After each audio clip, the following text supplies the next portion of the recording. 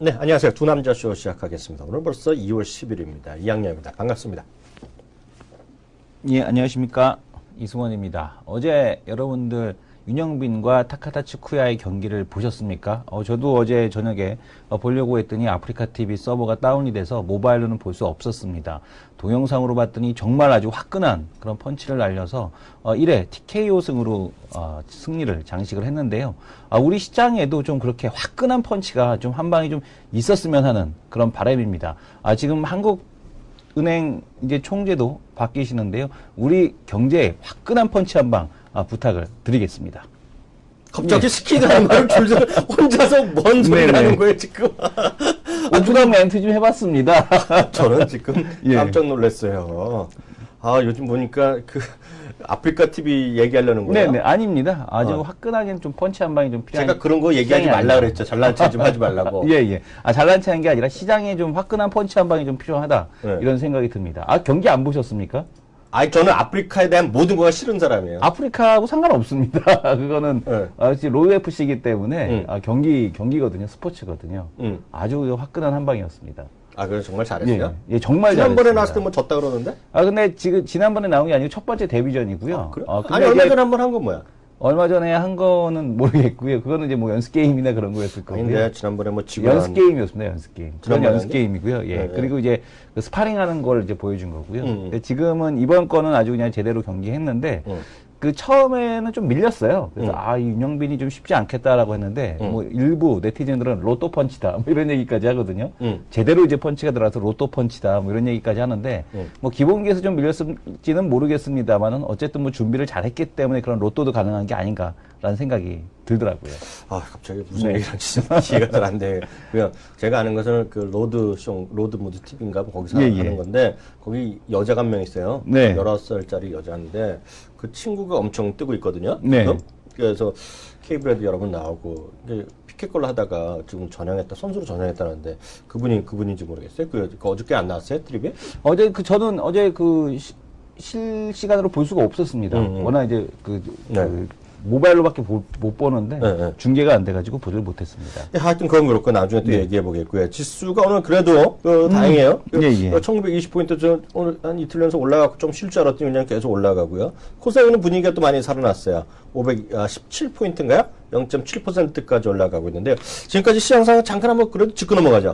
예, 아무래도 이제 시장 전반적으로 시장이 이제 옵션 만기에 대한 쪽에 좀 휘둘리는 것 같습니다. 지금 보시게 되면 이제 거래소보다는 코스닥이 좀 더 좋은 모습을 보여주고 있고요. 네. 그리고 특히 그 시장에 대한 두 가지 시각이 크게 이제 엇갈리는 흐름을 보여주고 있는데, 한쪽에서는 뭐 이머징 마켓의 대부라고 할 수 있는 짐 오닐 같은 경우는 이머징 마켓 기회다라고 얘기를 하고 있고요. 또 한편에서는 템플턴 자산운용의 마크 모비우스, 현직에 지금 있는 사람이죠.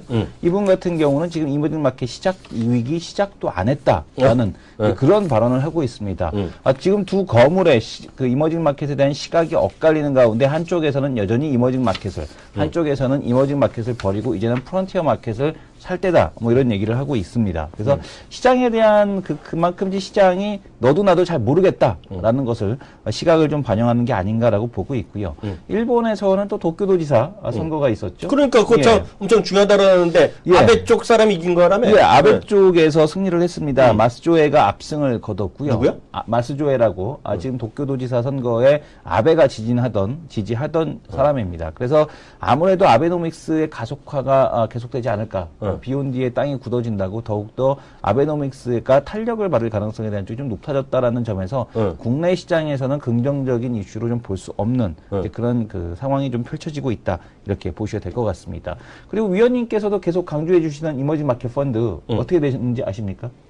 얘기하기가 겁나. 네. 왜냐면요, 지난주까지 해서 2002년 이후 최장 기간이라 그랬잖아요. 네, 맞습니다. 당시가 14주 연속이었는데요. 네. 이번에 돈이 또 훅 빠졌어요. 또 63억 달러가 빠졌는데요. 공교롭게도 전주와 거의 똑같은 규모가 빠져갔고요. 중요한 것은 하브로 벌써 한 180억 달러가 빠져나갔습니다. 그래갖고 미국 그 언론을 그대로 보면 불과 37일 만에 네. 올해도 37년 만에 37일 만에 작년도 기록을 깨부셨다는 거예요. 예, 예. 그래서 이머징 마켓 돈이 그냥 계속 흘렁흘렁 빠져나갔다는 거고요. 사실 거의뿐만 아닙니다. 미국 펀드도 많이 빠졌어요. 네. 그러면서 이머징 마켓뿐만 아니라 미국 펀드도 많이 빠져갔고요. 최근 시장의 어떤 펀드의 시장에서의 어려움을 그대로 반영시켜준 것이 지난 주말의 소식이었는데요. 이런 소식에 상관없이 주가는 미국 시장도 급반등했어요. 네네. 웬만한 주식들 우리가 아는 것들이 있잖아요. 사상 최고가가 속출한 것이 지난 주말에 있었던 미국 시장의 특징이 되겠습니다.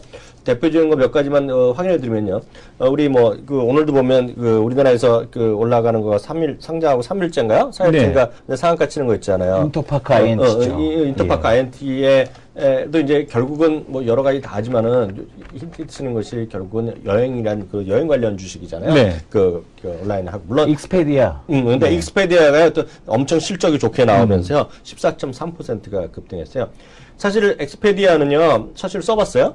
전 써보지 않았습니다. 저는 엑스페디아를 예. 좀 잘 썼어요. 예, 예. 잘 썼는데 그게 우리나라에서도 하고 외국에서도 하고 미국만 하는 것이 아니라 전 세계 다 하는 건데 네. 할만합니다. 그래서 미국 달러만 한국 원화 이런 게 결제가 골치 그런 거 머리 아프지 않다면요. 그거 해볼만 한. 왜냐면 사이트가 워낙 파워풀하게 돌아가니까요. 예. 그 엑스페디아 괜찮은데 여튼 실적 좋게 나면서 14% 올라갔고요. 트위터도 또 8.6% 급등했고요. 넷플릭스도 저 자주 말씀드리잖아요. 네. 또다시 사상 최고가입니다. 거의 430달러까지 치어 올라갔어요. 그리고 페이스북도 올라가고요. 마이크론 테크놀로지도 2000년도 이후 최고치를 계속하는 것이고요. 거의 그 최고치에 다시 금방 왔습니다. 1.66% 올라갔는데 재미나는 건요. 그 테슬라 있잖아요. 네. 테슬라가 빠질 때 보면 한없이 빠질 것 같더니요. 훔쩍훔쩍 다시 올라가고 있어요. 그래요. 테슬라가 4.6%가 또 급등했거든요. 근데 테슬라가요, 그 가격이 우리가 200달러라는 걸 저항가 그때 떨어졌잖아요. 200달러 네. 언저리 갔다가. 근데 테슬라가 다시 보는 사이에 다시 187달러까지 치솟았거든요. 그래서 이런 관련 주식들이요. 저는 이승원 대표는 별로 안 좋아하지만 저는 이제 전기차 이런 쪽에 대한 관심이 많은데요. 이런 그 전기차 관련주 저는 여전히 봐야 된다고 보고있어요. 왜냐하면 갑자기 오늘 뉴스와 관련된 거라서 제가 이제 약간 그럴 수도 있지만 또 대한민국 정부에서 엄청 더 저는 그래요. 이승원 대표는 어떻게 보는지 모르지만 저는 정부 정책에 반해서 돈 버는 사람 별로 본 적이 없거든요. 네네네. 근데 오늘 봤어요, 그거? 어떤 거 말씀하시는 정부에서 거죠? 또 대한민국 정부, 다른 나라 정부도 아니고요. 대한민국 정부에서요. 2천만 원대 전기차 적극 지원하겠다 얘기했거든요. 적극 지원하겠다. 네, 근데 이게 안 될지 모르죠. 네. 안 될지 아무도 모르겠지만 그런 얘기가 계속 나오는 것 자체가요. 시장에서 계속 관심을 가져도 되겠다 얘기하고 싶고요. 시장의 분위기를 보게 되면 코스닥이 최고가를 갱신하는 종목이 44개입니다. 지금 오늘 현재? 예, 네, 맞습니다. 오늘 현재 지금 최고가를 갱신하는 종목이 44개인데 그만큼 거래소 쪽보다는 이 중소형주 섹터에 있는 기업들이 훨씬 더 좋은 그런 모습이 나타나고 있다는 얘기죠. 그러니까 외국인에 대한 매수세가 들어오기 전까지는 아무래도 거래소 대형주보다는 이제 중소형주 쪽이 탄력이 좀 더 좋은 그런 흐름이 좀 더 지속이 되지 않을까라고 보고 있겠고요. 네. 만약에 이제 외국인이 다시 들어온다라면 분명히 또 대형주 쪽이 또 월등한 수익률을 보여주겠지만 그 전까지는 여전히 좀 중소형주 쪽이 유리할 가능성이 높다라는 측면으로 시장을 접근해 나가셔야 될 것 같습니다. 계속 저희 방송 보시면 약간 의아하실 거예요. 네. 오늘 1,500분 정도 들어오셨는데요. 여태까지 매번 저희 한 달 동안 진행하면서 40일 동안 진행하면서 매번 이제 시작하면서 바로 전에 낸 그 5분 시황이라든가 했는데요. 너무나 바쁘고 경무에 시달려갖고요. 저희끼리 매일 아침 요 시작 시간에 저희가 같이 시장 상황하면서 특징을 같이 곁들이면서 우리 아침에 오프닝을 하는 거로 하도록 하겠습니다. 바로 본격적인 코너로 들어가죠.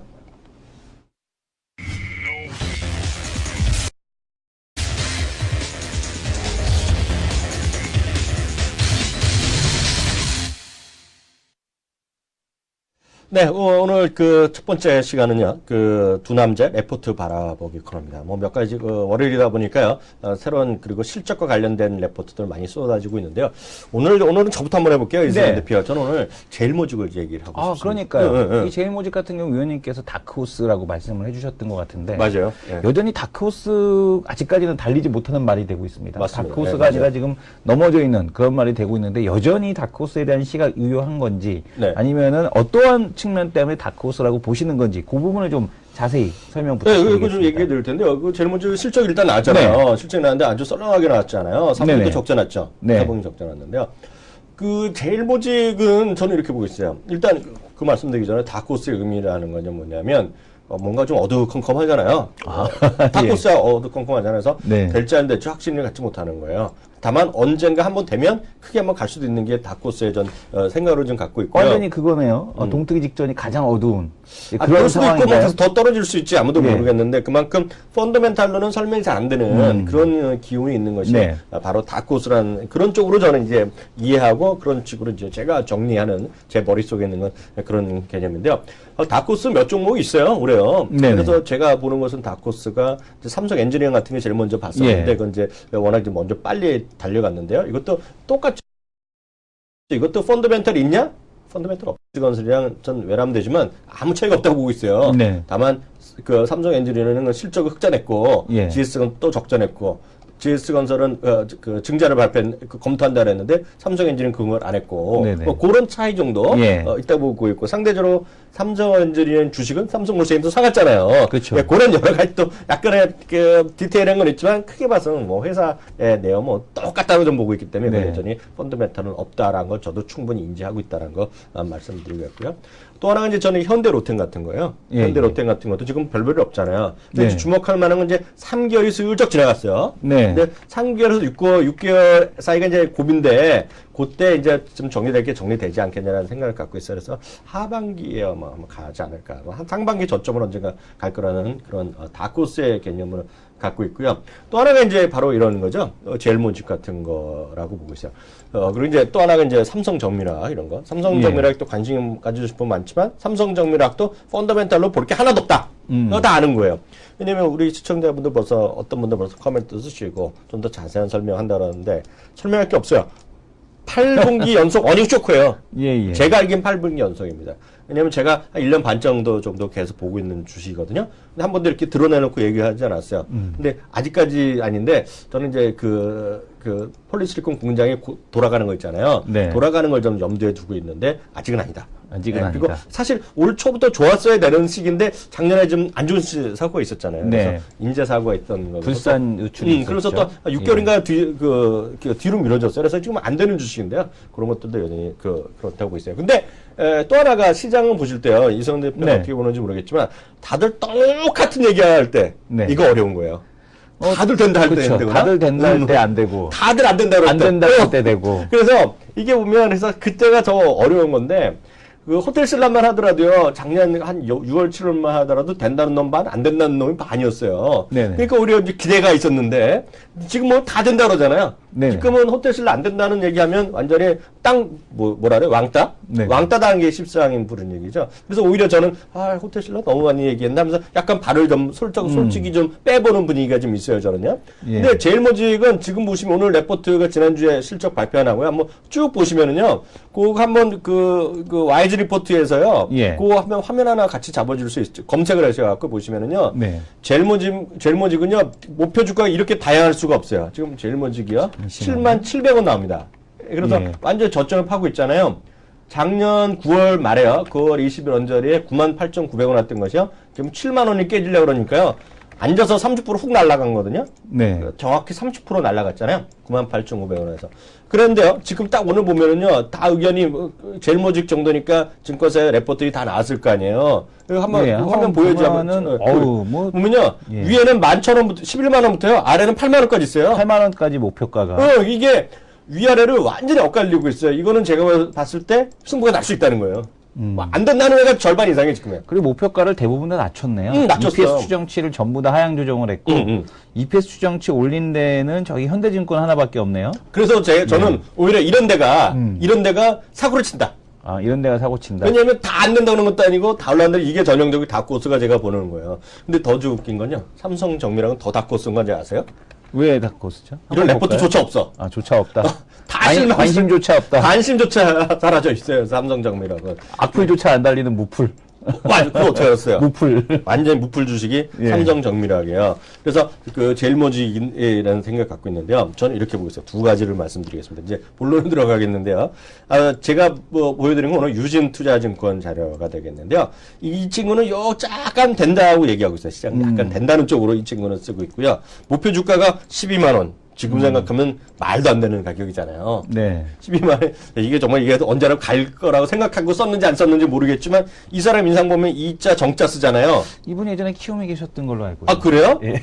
인물 좋아. 네네. 인물 좋은데 이 친구가 쓰는 건 이거예요. 매출이 1, 4분기 전망이에요. 예. 중간에 한번 보시면은요. 젤머직의 4분기 실적은요. 예상보다 약한 IT 수요라든가요. 환율 하락 그리고 다들 삼성그룹의 공통적으로 들어간 특별 상환금 때문에 시장이 안 좋으면서요. 시장에 쇼크를 줬는데 1, 4분기에는요. 매출액이 0.4% 정도 감소. 그러니까 분기 대비 감소니까 거의 변동이 없다는 얘기고요. 중요한 것은요. 영업이익은 440억 원으로 상당히 개선될 것으로 얘기하고 있어요. 네. 근데 이건 또 가봐야 하는 거예요. 왜냐하면 지금 안 된다고 하는 애들은요. 1분기에도 어렵다고 쓰고 있어요. 제가 다 봤어요. 이 친구는 약간 좀 된다는 쪽으로 보고 있어요. 근데 이 친구도 정말 만나봐야 되죠. 이게 정말 여기서부터 7만원에서 12만원이면 더블 가는 거랑 마찬가지잖아요. 네. 그럼 모르겠죠. 하여튼 근데 보면은요. 반도체 소재 부문 호조랑 일회성 비용 제거. 일회성 비용은 앞서 얘기했던 대로 보너스 줬다는 거예요. 그렇죠. 네, 그거 하는 거고요. 그래서 흑자 전환하면서 영업이익이 439억으로 개선될 것이다 라고 얘기하고 있어요. 무슨 얘기인지 아시겠죠? 그리고 또 하나가 제일모직은 저는 그게 하나, 그러니까 실적이 회복되는지 모르지만 실적이 1분기에 좋아진다고 얘 말대로 이 친구 되면 된다 그러면 주가는 언젠가 방향을 잡을 수 있다는 생각을 하고 있어요. 네. 다만 주가는 이렇게 떨어지는 주식이 한꺼번에 V자를 못 돌아요. 이게 뭐 작은 주식이 아니기 때문에요. 근데 그렇게 보셔야 될 것 같고요. 두 번째는 제일모직은요, 이름이 바뀔 가능성이 크죠. 그러니까 회사 측에서 여러 번 얘기했잖아요. 제일모직은 이제 옷을 다 넘겼잖아요. 저한테. 다 넘겼죠. 에버랜드에게. 에버랜드한테 갖다 넘겼잖아요. 네. 그래서 이거 남은 것은 이제 전자 소재 쪽으로 가는데요. 전자 소재에 집중해서 간다 그러면 뭔가 좀 바뀔 찬스가 있다라는 생각 갖고 있어요. 그래서 이거는 상당히 아직까지는 그 구체적으로 회사 측에서 여러 번 지난번에 분리하면서요. 상당히 장밋빛 꿈을 많이 꿨는데요. 문제는 실적으로 보여주지를 못했어요. 네네. 그래서 아마 워낙 당초 얘기대로 하면 하반기 되면 엄청나게 실적이 좋아진다고 얘기했어요. 네. 그리고 2014년 말 2015년으로 가면 엄청나게 전자소재 쪽에 전 세계 글로벌 탑으로 가겠다는 얘기도 막 하고 그랬거든요. 그래서 이거는 저는 전형적인 언젠가 턴어라운드 되는 시점인데 1분기에 대해서는 증권사의 시각이 엇갈리고 있다. 이 친구는 1분기에 된다고 그러고 있는데 지금 안 된다고 안 좋게 8만 원대 초반 연전에 9만 원대 쓴 친구들은 좀 상반기에 어렵다는 얘기를 쓰고 있어요. 근데 그거 누가 맞을지 모르니까 그렇게 관심을 가지면 좋을 것 같고요. 저는 측면에서 보면 워낙 이렇게 급하게 떨어진 거를 지금 사는 걸 사지 않은 거는 돈이 엄청 많은 사람은 사겠죠. 네. 네, 그래서 지금도 사고 뭐 보름 후에도 사고 한 달 후에도 사면 되겠지만 그런 것들을 우리 개인 투자가를 제가 권하지 못하죠. 그건 약간 어려운 얘기니까요. 그렇게 하시면 좋을 것 같고요. 기본적으로 지금의 포인트는 바로 언제 실적이 좋아지냐. 다수는 지금 하반기 쪽으로 보고 있다. 아니, 위원님이 제일 싫어하는 게 그 분할 매수 아닙니까? 분할 매수는 이건희 회장님밖에 할 수가 없다. 이렇게 얘기하셨는데. 그래서 저는 그런 말 안 하잖아요. 예, 돈이 예. 엄청 많다고 제가 표현할 때는 예. 대한민국 이건희 회장 한 명 예. 정도밖에 없는 아니, 거예요. 우리가 뭐 분할 매수가 되겠습니까? 개인들이. 되지도 않죠. 택도 없는 오늘 소리죠. 하루 살 돈도 없는데 지금 내일 그러니까요. 하루 어떻게 살아? 이승원 그러니까. 대표 가능해요? 불가능합니다. 불가능한 얘기 하는 건 저 그래서 예. 이런 얘기 혼나면 혼날지 모르겠지만 저가 분할 매수 하자 그런 거 아주 제가 싫어합니다. 저는. 딱 싫어하시잖아요, 아주. 딱이 아니라 그냥 찢어버리죠. 그런 거. 그런 것도 있으면요. 하여튼 그렇게 지금 의견이 갈리고 있다는 정도 이해하시면 좋을 것 같습니다. 예. 어떻게 봐요? 이성원 대표. 안 좋아져 이건 제일 뭐지? 제일모직 여전히 지금 뭐 가능성은 있는 주식이라는 걸 인정합니다. 근데 이제 시점에 대한 쪽을 찾기가 좀 많이 어렵다, 애매하다라는 생각이 되고 있고요. 결국에는 이제 이름이 바뀌는 시점이라고 얘기하셨는데, 이름을 바꾼다는 얘기는 그만큼 이제 그쪽 생기는 이름, 뭐 삼성 디스플레이는 있기 때문에 아무래도 뭐 삼성 OLED나 아니면 뭐 다른 쪽으로 좀 바뀔 것 같은데요. 이름이 바뀌는 시점에서부터 본격적인 그 상승에 대한 흐름이 좀 나타나지 않겠느냐. 이런 생각이 듭니다. 왜냐면 회사에서 뭔가 아직도 이름을 안 바꿨다라는 건 뭔가를 하겠다는 게 아직까지 정립이 안 돼 있는 거 아니냐라는 생각이 듭니다. 그래서 그때까지 좀 시간은 좀 걸린다라고 보고 있습니다. 어떤 분이 여기 임시 필명 11317님이 삼성정밀 기대 만발이라고 하셨는데요. 네. 어떤 거로 기대 만발 하시는지 모르겠어요. 이거 지금 쉽지 않습니다. 하여튼요. 네네. 기대 만발인데요. 하여튼 다코스 그냥 뜻 그대로 다코스라고 보시면 좋을 것 같고요. 네. 이선 대표는 또 어떤 얘기 해볼까요? 오늘 삼성전자를 좀 얘기해 주고 싶습니다. 삼성전자를? 웬일로? 어제 좀 삼성전자를 좀 봤는데, 그 선배님께서 삼성전자를 사는 게 좋겠느냐 아시는 선배님이 어디야? 제가 모시는 선배님이 나 말고 또 있어? 인생에서 또 있습니다. 인생에서 존경에 맞지 않고 어. 제가 아마 그분을 한 5년만 일찍 뵀다면 주식의 길로 들어서지 않고 전공을 살리지 않았을까라고 생각하는 아주 존경에 맞지 않는 그런 선배님이 계시는데. 근데 중요한 건 그 선배님이 돈이 많은 사람이 없는 사람이야. 일반인 레벨을 넘어가십니다. 무슨 얘기인지 알겠어. 1% 안에 드십니다. 나 그런 사람 좋아하는데. 그래서 이제 그분께서 이제 삼성전자 배당 수익률을 좀 여쭤보셔갖고, 삼성전자하고 이제 영국에 있는 회사를 내가 하나 살려고 하는데, 그 회사 배당 수익률이 1.7% 정도 한다. 근데 삼성전자 쪽으로 좀 더 캐시를 쏘는 게 낫겠느냐, 이쪽으로 쏘는 게 낫겠느냐. 그런 것 때문에 이제 그 상담을 좀 해드렸었는데요. 이 삼성전자가 이제 가장 큰 문제가 시장에서 이제 차세대, 지금 이제 앞으로에 대한 비전이겠죠. 그러니까 앞으로의 이제 시장에 대한 쪽인데 아주 재밌는 보고서가 하나 있어서 가지고 나와봤습니다. 뭐가요? 삼성전자에 대한 이제 보고서인데요. 신영증권에서 이름도 성함도 이 애널리스트 분 성함이 아주 독특하십니다. 뭐야? 왜요? 성이 임씨고요. 이름이 도리이십니다. 임도리? 예, 임도리입니다. 임도리. 뭔가 정겨워 이름이. 상당히 성함이 정겨운 임도리 선생님이신데. 윤도리님. 예, 임돌입니다. 임돌이. 뭔가 조선시대부터 받았을 느낌. 예, 왠지 그 마당새 스타일. 그러니까.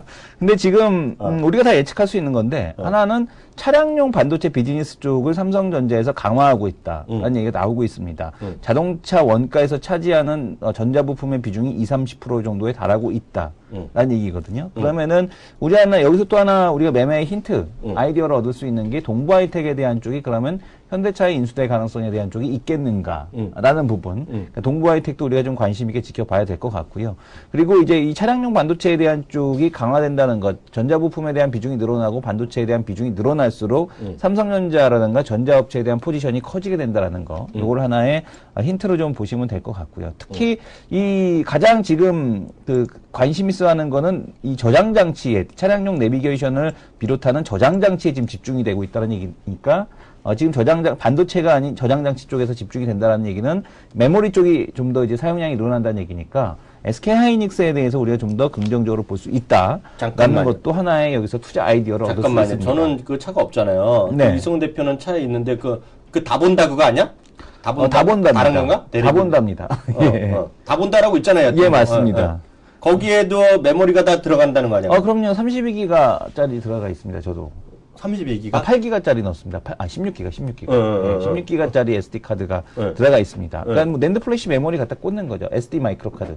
꽂는 거예요? 그냥? 그거 꽂는 겁니다. 그래서 그런 메모리에 대한 사용에 대한 쪽이 진행이 되고 있고요. 저희가 이제 계속 그 두 남자 쇼를 통해서 말씀을 드렸던 사물 인터넷 관련주들에 대한 흐름들. 지금 보게 되면 스마트 홈 서비스가 이제 본격적으로 출시된다라는 얘기인데 역시 이런 것들도 관련이 있어 보이고요.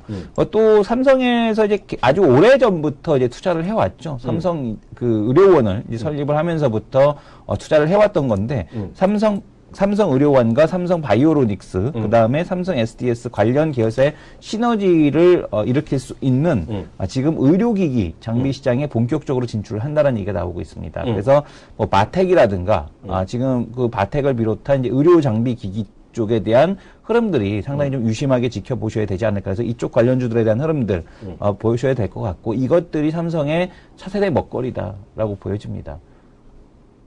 그래서 차세대 먹거리? 예, 차세대 먹거리 쪽을 좀 가져가고 있다라고 보고 있고요. 현재 수준에서 뭐 삼성전자 반등을 해야지만 시장도 반등이 될 수 있기 때문에 뭐 현재 주가 수준이라면 뭐 삼성전자도 나쁘진 않다 이렇게 보고 있습니다. 이분이 같은 거 보셨나봐요. 수창님인가 분이 네. 어제 홈쇼핑에서 보니 다본다 32기가인데 네. 다본다인지 모르겠는데 브랜드는 잘 모르니까 요걸 한참 팔더라고요. 네. 근데 여기에 들어가는 것들이 다 메모리가 확실한 거예요, 이게?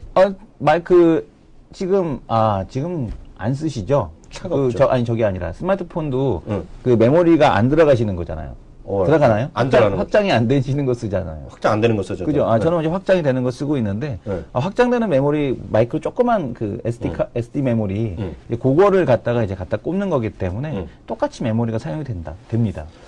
여하튼 저는 이렇게 보고 있어요. 저는 잘 모르지만, 제가 지난번에 한번 그 매일경제 신문 한번 다 보여드렸잖아요. 그래서 저는 제가 뭐 개발자도 아니고 아무것도 모르겠지만, 하여튼 제가 기억나는 건 다음에 한번 또 한번 보여드릴 기회가 있는지 모르겠지만 1인당 쓰는 보통 인터넷 서로 장비 있잖아요. 예. 지금 보면 개인당 쓰는 게 2.23개 정도인데 앞으로 2020년 되면 5개, 6개씩 쓴다는 거니까 그만큼 뭔가 수요가 늘어날 텐데 그래서 아마 하여튼 삼성전자도 그런 쪽에서 좀 더 사물 인터넷이 될 건 간에 그런 쪽에 더 집중을 하는 것이 아닌가 그런 생각이 들고요. 기타 특징적인 주가 목표 주가 상향이라든가요. 이게 상향 하향 조정이 된 거 있으면 같이 좀 체크해 보죠. 예, 월요일에는 이게 좀 많이 나오진 않는데요. 네. EPS 추정치가 상향되는 그런 기업들 지금 보게 되면 현대제철에 대해서 EPS 추정치를 소폭 상향을 시키고 있고요. 제철이를? 예, 맞습니다. 현대제철에 대해서 한국투자증권과 현대증권에서 EPS 추정치를 소폭 상향을 시켰고 지금 코스맥스에 대한 기대치가 상당히 좀 많이 높아지고 있습니다. 삼성증권에서도 EPS 추정치를 상향을 시키고 있는데 코스맥스를 삼성증권에서도 이 친구들이 이제 관심 갖고 네네. 시장에서 도는 이제 시장에서 돌아다니는 얘기를 들어보게 되면 코스맥스가 한국콜마에 대한 수순을 밟아간다라는 얘기가 나오고 있거든요. 그러니까 코스맥스도 한국콜마 홀딩스와 한국콜마로 나눈 것처럼 그럴 가능성에 대한 쪽이 있다. 그래서 코스맥스 워낙 실적에 대한 쪽이 뒷받침되고 있기 때문에 위원님께서 말씀해 주신 것처럼 아무래도 주가도 신고가가 난 만큼 앞으로 행보가 상당히 좀 주목되는 그런 기업입니다. 저는 사실 잘 몰라요.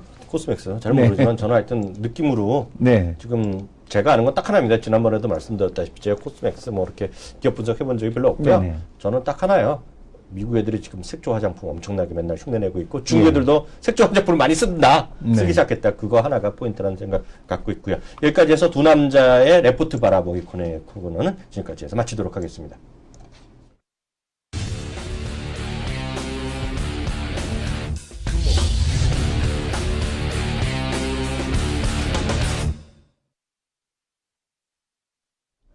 네, 다음은 진격의 전문가 코너입니다. 저희 이제 매주 월요일 날은요, 바로 직전 주에 우리 키워드림의 전문가 중에서 가장 수익이 좋았던 분 모셔갖고 그동안에 일주일 동안에 어떻게 진행했는지 리뷰해보는 시간인데요. 오늘 또 주동인 전문가님 모셨습니다. 안녕하세요. 네, 안녕하십니까. 안녕하십니까. 예, 어떻게 지냈어요? 네, 근데 부끄럽네요. 뭐가요? 지난주에 수익률 좋다고 해갖고 나왔는데 실제로 그 전전주에서는 별로 좋지 못했던 수익률을 갖고 있는데 지난주 반등했다 해갖고 나오기가 굉장히 부끄럽습니다. 그래서 출연을 고사를 했는데도 불구하고 지난주 어찌됐든 괜찮다 해갖고 이렇게 억지로 나오게 됐는데 어찌됐든 부끄럽습니다만은 최근에 하여튼 변동성 저는 그동안 강한 주식을 사자 쪽에서 이제는 낙폭과대도 괜찮다. 워낙 낙폭과대 종목들이 많으니까. 네네. 신고가 나는 주식들이 많다면 신고가 나는 주식들을 계속 거래를 하겠지만 그런 주식들이 우리나라 시장에서는 그렇게 많지 않기 때문에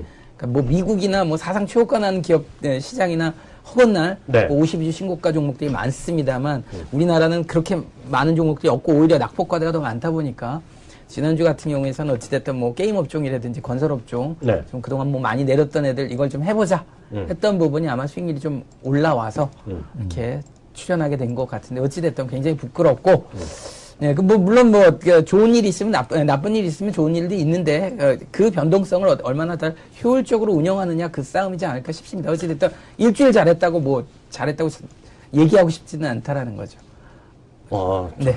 그런가요? 저도 마찬가지죠. 주식이랑은 1년 360으로 52주가 있는데요. 한 주 자는 건 사실 의미가 없는 거예요. 누가 다 아실 거고요. 그래도 이제 그런 관점에서 낙폭과대라고 말씀하셨으니까 이제 포인트를 하나 잡아서 우리가 얘기거리가 나올 것 같아요. 낙폭과대주도 엄청 많잖아요. 그렇죠. 지금. 근데 제일 아마 시청자분들 궁금한 거, 저 스스로는 전 사실 낙폭과대주를 잘 못 찾아요. 근데 낙폭과대주 중에서 어떤 주식 위주로 선별하는 기준은 어떤 걸로 갖고 계세요? 지금 같은 경우에서는 가장 많이 그냥 누가 많이 뛰어내렸느냐 이제 대신에 이제 시가총액이 어느 정도 되는 애들이 시가총액 부피가 좀 작은 애들보다는 시가총액 부피가 있는 애들 중에서 어떤 이유에서 뛰어내렸느냐가 가장 포인트인 것 같고요. 이제 그런 관점에서 보면은 최근에 환율, 그러니까 신흥국 통화 위기라고 해갖고 움직였던 부분을 감안하면 게임 업종 같은 경우에서는 신흥국 통화 위기하고 상관관계가 거의 그러니까 작다라는 거죠. 그런 관점에서 제가 혹자로 이런 얘기를 드렸는데 신흥국 통화 위기가 오면은 여러분들은 영화를 안 봅니까? 이런 식으로 얘기했는데 CJ, CGV 같은 경우도 마찬가지. 그 통화 위기가 오면 여러분들이 보던 영화를 안 보겠습니까? 라는 관점에서 접근하면 최근에 낙폭 과대에서의 메리트가 대외 변수하고 상관관계 좀 덜한 쪽으로 선택을 했고요. 네. 그런 부분에서 이제 게임 업종이 괜찮고 뭐 이제 말 그대로 그런 뭐 CJ, CGV 같은 경우도 충분히 가능하고 건설 업종 같은 경우에서도 대외 변수가 이 신흥국 통화 위기라고 했을 때 전 세계 뭐 파급 효과가 됐을 때 뭐 우리나라 같은 경우는 대부분 뭐 중동 수주가 많고 그리고 이제 대표적으로 그 내수 부동산 같은 경우 이제 정부가 정책적으로 지금 부동산을 뭐 어떻게 좀 부양하겠다는 의지라는 네. 부분이 있기 때문에 그런 관점에서 이제 건설업종도 충분히 낙폭 과대로서 인지가 되고 메리트가 생긴다면은 대외 변수와 상관없이 반등세가 이어지지 않겠냐 뭐 그런 관점에서 접근을 해봤던 부분이고 그게 포인트라고 말씀드리고 싶습니다. 근데 지금 제일 궁금한 게 또 이런 것 같아요. 그 네. 낙폭과대주의 그래도 가장 중요한 포인트 시점 아닐까요? 네. 그래도 그 낙폭과대주는 떨어진 건 많단 말이에요. 이제 제가 네네. 앞서 이제 오시기 직전에 얘기한 것이 네네네. 저는 이제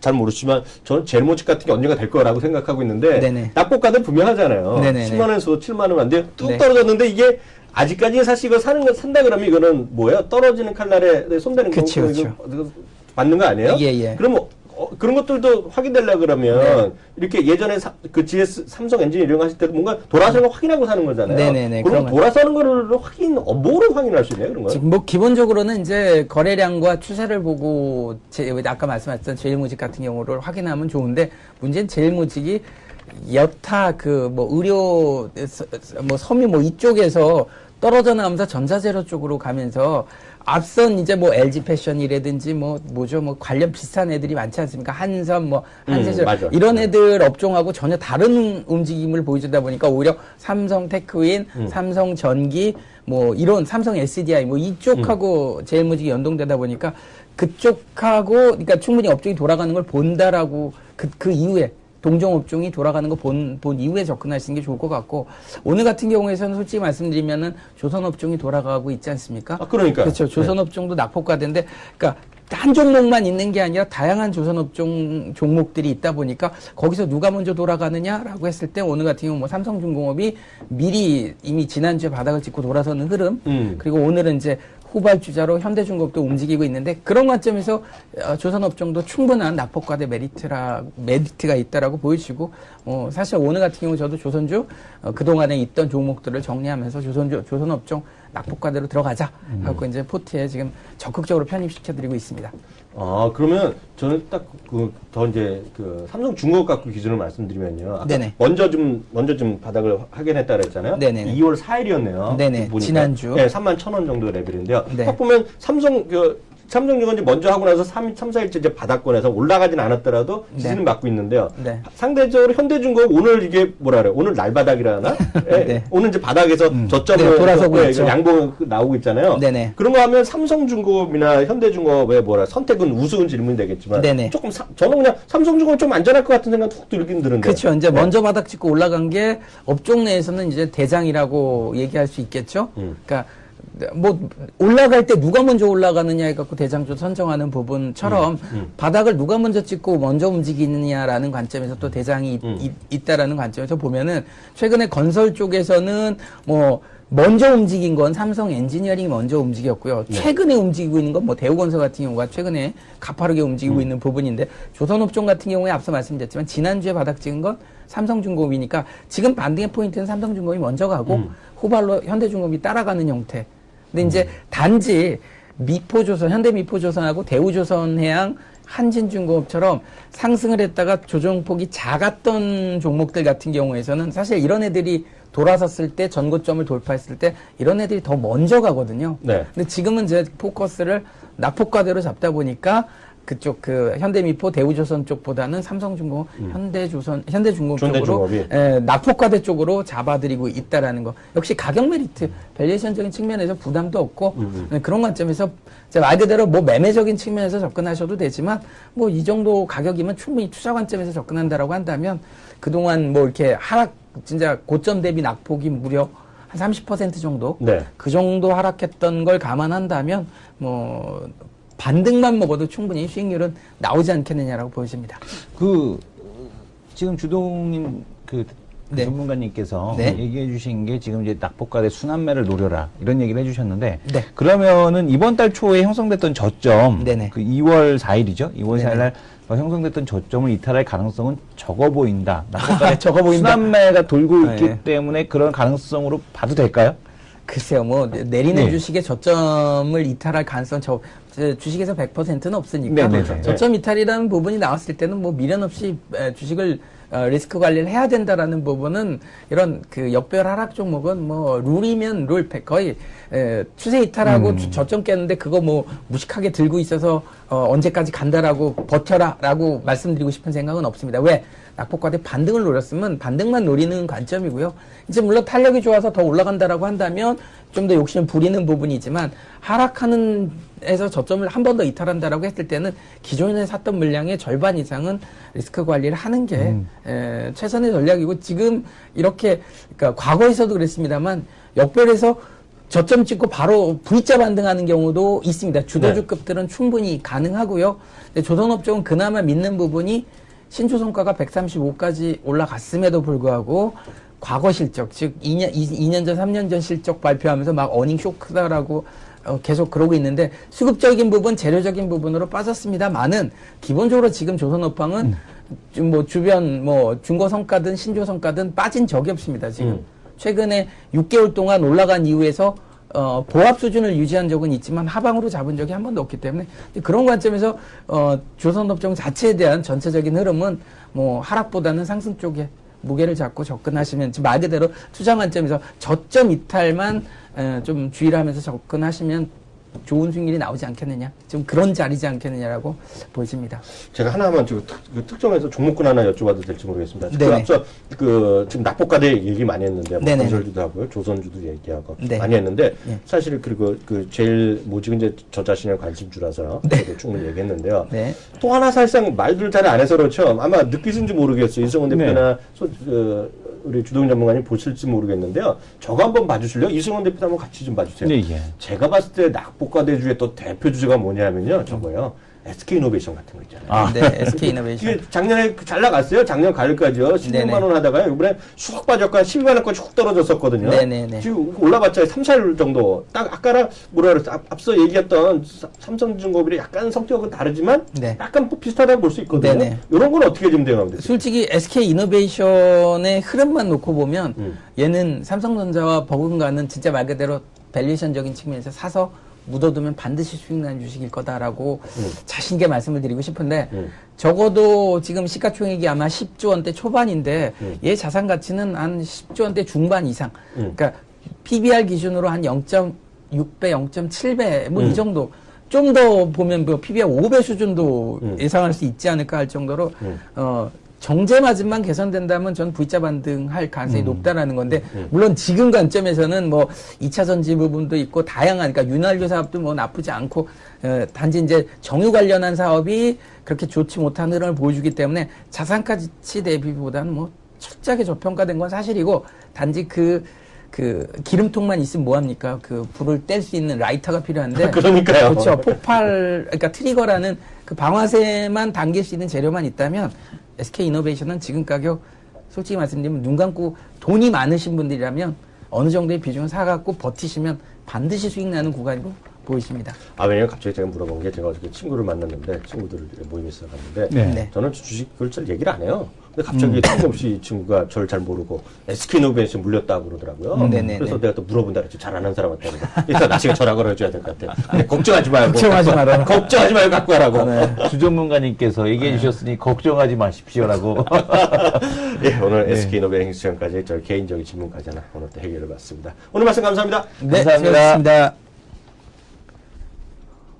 왜 이렇게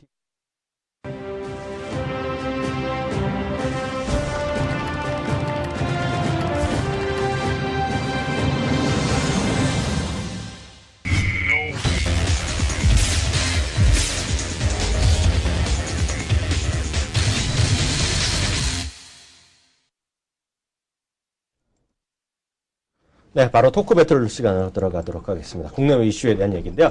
이상현 대표. 예. 하도 지난번부터 저한테 우리 방송에서 얘기했던 게 앞서도 잠깐 얘기했는데요. 도지사 네. 선거잖아요. 일본 도쿄지사. 네네. 그거 도대체 어떻게 된다는 거야, 그래서. 이 도쿄도지사 선거가 앞에서도 그 오프닝 때 잠깐 얘기했잖아요. 말씀드렸습니다만은 결국에는 그 아베의 압승으로 끝났습니다. 지금 뭐 환율 차트를 보시면 아시겠습니다만 오늘 바로 또 시장에서 바로 또 반영을 하고 있죠. 지금 그러니까. 보시게 되면은 네. 지금 엔화가 이제 강하게 오르는 그런 모습을 보여주고 있는데 이런 모습은 결코 지금 그 국내 시장에 바람직하지 않다. 기술적으로도 놓고 봤을 때도 이 트렌드를 지금 이제 엔화가 이런 트렌드를 갖고 지금 하락을 하고 있었는데요. 이 트렌드를 또 벗어나는 순간부터는 달러인 기준으로 해서 103엔대 돌파되기 시작을 하게 되면 또다시 한번 재팬 롱, 그러니까 일본 롱, 그다음에 이제 코리아 숏에 걸릴 수 있는 이제 그런 흐름이 또 전개될 수 있다라고 보고 있습니다.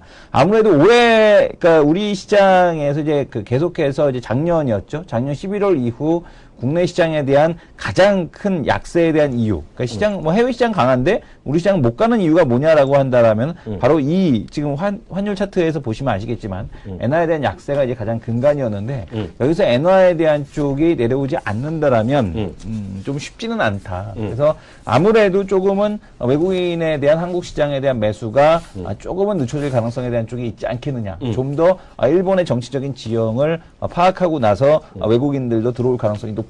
저는 이렇게 판단을 하고 있습니다. 좀 그 부분에 대해서 잠깐 하나 말씀드려 앞서 일본 예. 이거 한이라 얘기했는데요. 전 딱 그 얘기를 듣고 싶어요. 앞서 이제 미국에 지난 주말에 네. 주가 많이 뛰어올랐잖아요. 네네. 근데 이제 우리 지난번 그 이성훈 대표한테 한번 보여줬지만 MSCI 한국이라든가요. 네. MSCI 이머징 마켓 이런 거 주가 흐름을 같이 보면은요.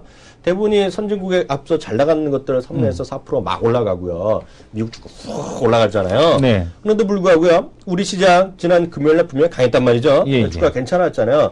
이틀 합으로 주가 꽤 올랐는데 그 14포인트 올라갔던 날이고요. 30포인트 이틀 동안 합으로 올라갔던 날인데 미국의 실제로 MSCI 한국은요. 불과 0.5%밖에 안 올라갔죠. 그렇죠. 네, 그리고 이머징 마켓 전체적으로 0.6%니까 이 이머징 마켓 돈이 계속 빠져나가는 것에 일단 더 주목을 하고 있다는 생각을 갖고 있어요. 그래서 그것도 아마 오늘 상승폭이 좀 상대적으로 작은 거 아니냐 그런 생각까지 들더라고요. 그 이번 주가 상당히 좀 중요할 것 같습니다. 왜요? 왜냐하면 이제 그 얄런 그 FRB 의장의 지금 의회 증언도 지금 대기를 하고 있고요. 네. 이제 여기서 물론 이제 매파적인 발언을 하진 않을 것으로 예상을 하고 있습니다만은 그렇다고 해서 뭐 테이퍼링을 지연시킨다거나 아니면 뭐 테이퍼링에 대한 쪽을 뭐 후퇴시킨다거나 하는 형태에 대한 흐름은 나타나지 않을 가능성이 상당히 높아 보입니다. 그래서 이머징 마켓 쪽으로의 자금 흐름이 개선될 가능성에 대한 쪽은 여전히 좀 작다라고 보고 있고 이것이 데드캣 바운스냐 아니면 이머징 마켓의 데드캣 바운스냐 아니면 바닥을 찍고 올라가느냐에 대한 기술적인 흐름에 대한 쪽이 결정되는 한 주간이기 때문에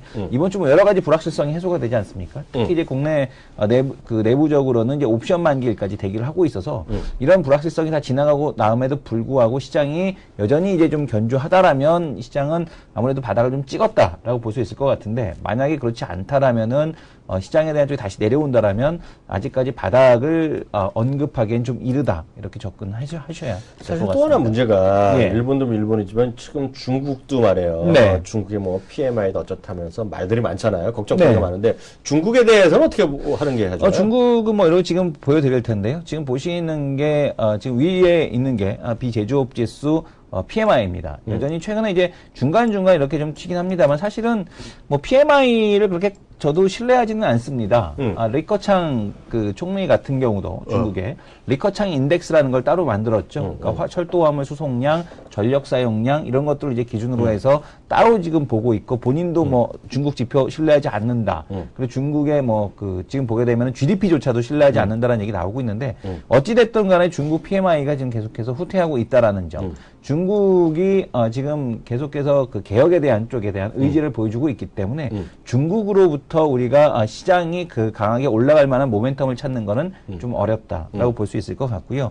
이번 주에 발표될 M2 즉 통화력 공급량은 뭐 설날이 있었기 때문에 분명히 급등은 할 겁니다. 지금 시장에서 지금 화면에서 보시게 되면은 이 노란색 잘 안 보이실지 모르겠는데 이 부분이 지금 예상치거든요. 그렇게 높아지는 거야? 예, 원래 연별로 보게 되면 2월 달은 항상 통화 공급량이 증가하는 그런 시기입니다. 그래서 뭐 특별한 호재성 재료에 대한 쪽으로 좀 받아들이기는 어려울 것 같다. 이렇게 보고 접근하셔야 될 것 같습니다.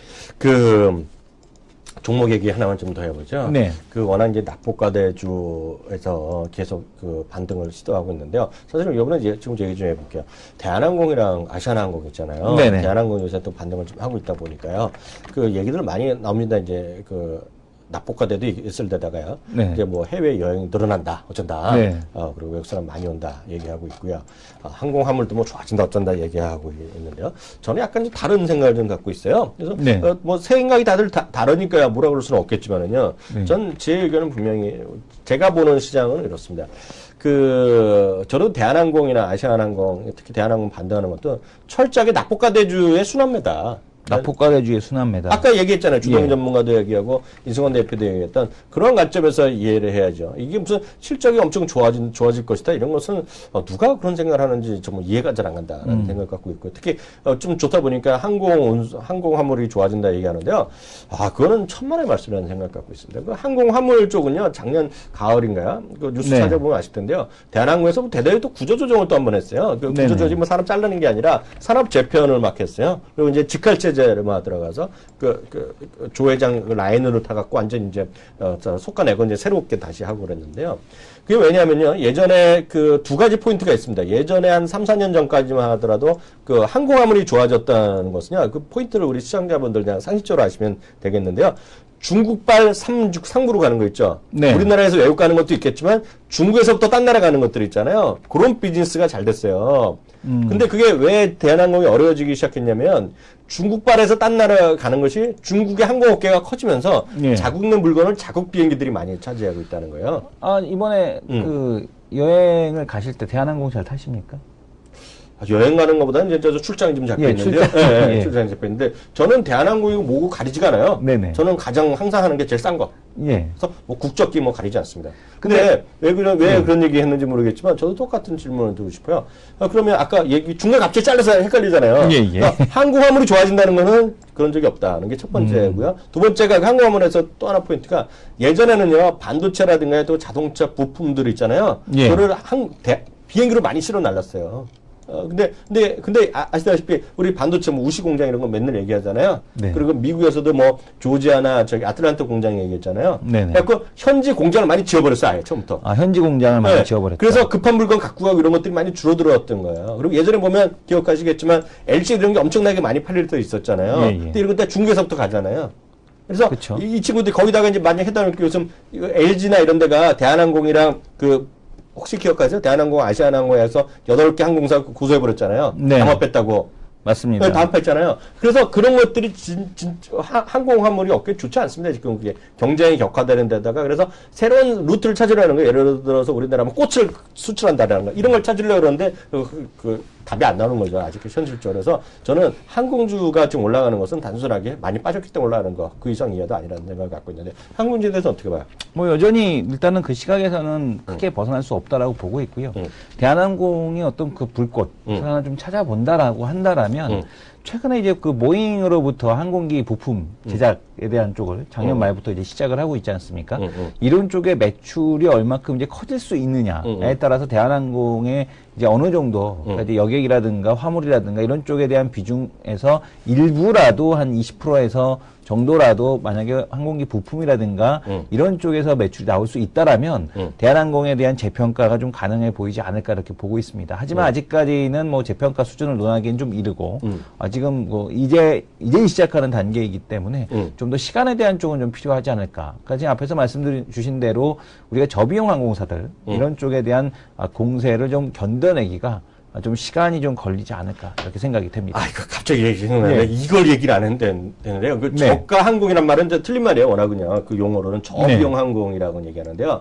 이 저비용 항공 타보신 분들 뭐 불평, 불만 많이 하실지 모르겠는데요. 저는 약간 뭐 다른 생각을 좀 갖고 있는데 어찌되었건요. 이번에 에어아시아라고 알아요? 알고 있습니다. 우리 시청자분들 나중에 해외여행 가실 때요. 에어 아시아라고 한번 쳐보세요. 에어. 항공할 때 에어에다가 아시아니까 AIR, ASIA만 치면 딱 나오는데요. 이게 말레이시아 기반을 했는 거거든요. 네. 제가 엊그저께 또 깜짝 놀라서 네이버, 그러니까 구글링 하다가 딱 나와서 찾아봤는데요. 이번에 또 시드니까지 35만 원입니다. 대박인데요? 근데 대신에 두 번이나 갈아타는데 네. 갈아타는 거 어때요? 네네. 두 번, 세 번 갈아타면 어떻습니까? 35만 원에 간다는데? 네. 시드니 한번 가보세요. 대한항공 아무리 싸게 봤자 왕복이 한 100만 원 넘을 거예요. 최소.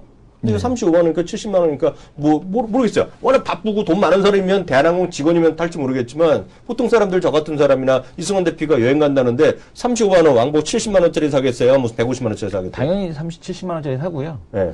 그리고 제 동생 결혼식 것도 보니까 역시 마찬가지로 신혼여행 가는데도 갈아타는 거 타고 가더라고요. 일본에서 갈아타는 거? 예, 하와이 가는 거. 하와이 항공 탔죠? 예. 하와이 항공 탔죠? 예, 아마? 맞습니다. 그래서 하와이 항공 타고 미국 가는 사람 많아요. 예, 그래서 요즘에 보니까 또 이렇게 전화를 하는데 전화도 호텔에 들어가서 체크인한 다음에 와이파이로 카카오톡으로 전화하더라고요. 그러니까 생각이 많이 예. 달려있다. 그렇게 이해하시면 좋을 것 같고요. 하여튼 오늘 거기까지 하겠습니다. 그래서 항공주는 저는 올라가는 건 저는 성격이 올라가는 건 절대 딴지 안 거는데, 네네. 그거는 납복과될 뿐이다라는 생각이 들어갔고요. 다시 한번 확인해 드렸습니다. 오늘 여기까지 하겠고요. 바로 마지막 코너 들어가죠.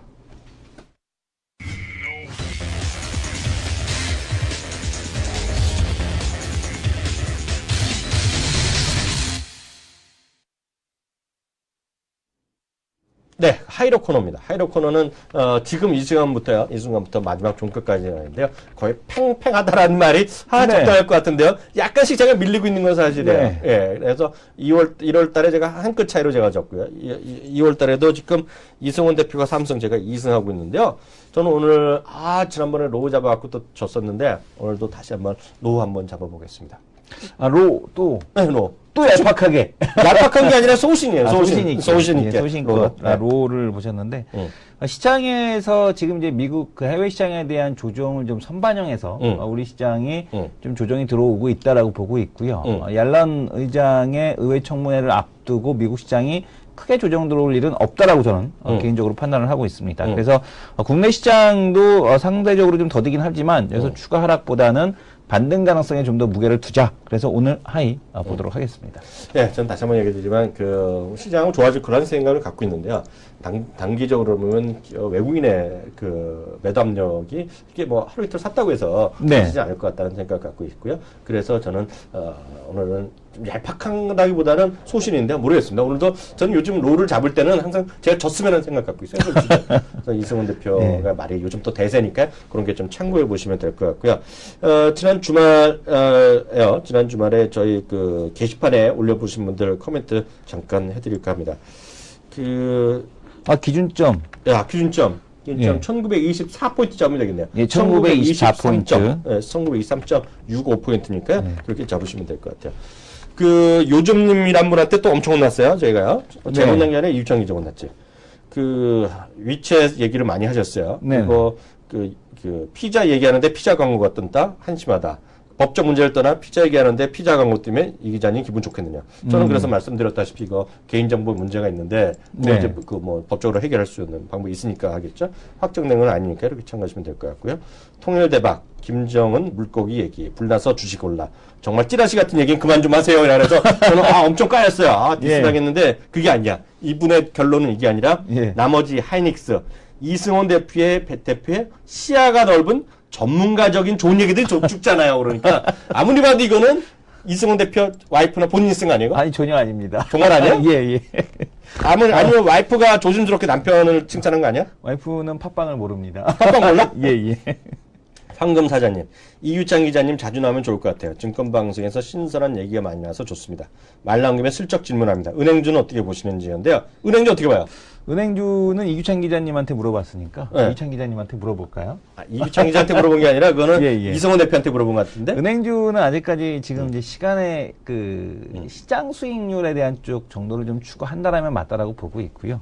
아무래도 이제 은행에서 본다라면 여전히 이제 4대 금융지주 중에서는 신한지주에 대한 쪽이 좀 더 낫지 않나. 근데 은행주는 개인적으로는 자산이 크지 않다라면 그렇게 선호하지는 않는 그런 업종이다라는 말씀을 좀 드리고 싶습니다. 네, 오늘 여기까지 하겠고요. 내일도요, 같은 시간에 저희가 돌아오겠습니다. 다시 한번 말씀드리고 당부드리지만은요, 질문사항이라든가 이슈에 대한 궁금한 거 있으면요, 팟빵에 들어가셔서요, 딱한 종목이라든가 두 남자쇼 게시판에 올려주시면요, 저희가 적극적으로 아는 만큼 한돈에서 저희가 좀 자료를 조사해서 저희가 설명하는 시간 별도로 갖는 시간 꼭 저희가 해드리도록 하겠습니다. 오늘 수고 많이 하셨고요. 내일 같은 시간에 뵙겠습니다. 감사합니다. 감사합니다.